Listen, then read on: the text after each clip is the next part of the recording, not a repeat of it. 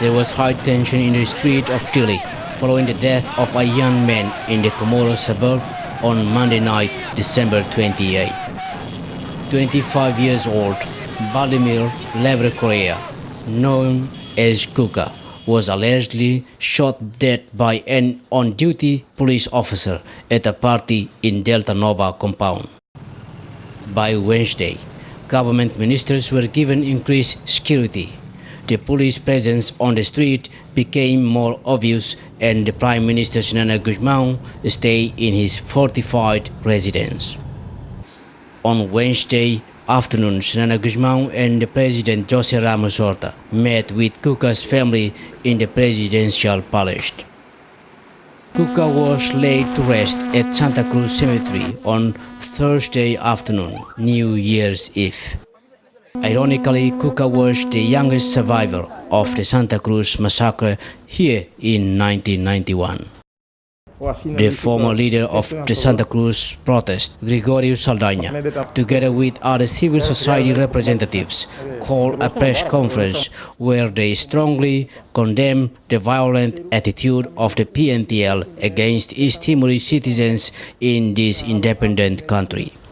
Condena macas hahalok violento no assassino membro PNTL nebe la devia mosu e tempo o conrasicane.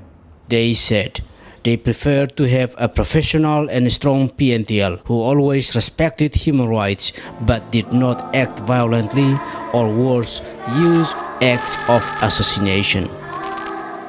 Ami prefere PNTL de profissional no forte nebe respeito de direitos humanos.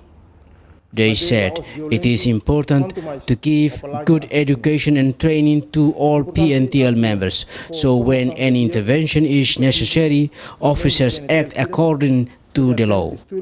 The PNTL should not be trained to military standards that produce many types of violence against human rights.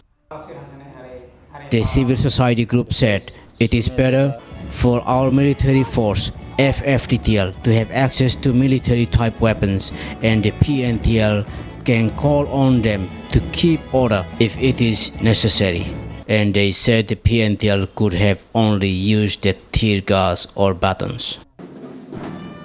At this time, the PNTL has access to several kinds of high-powered automatic military weapons. The President of Timor-Leste, José Ramos Horta, says there will be no more chance for armed officers shooting civilians without cause. There cannot be leniency when it comes to issues of discipline.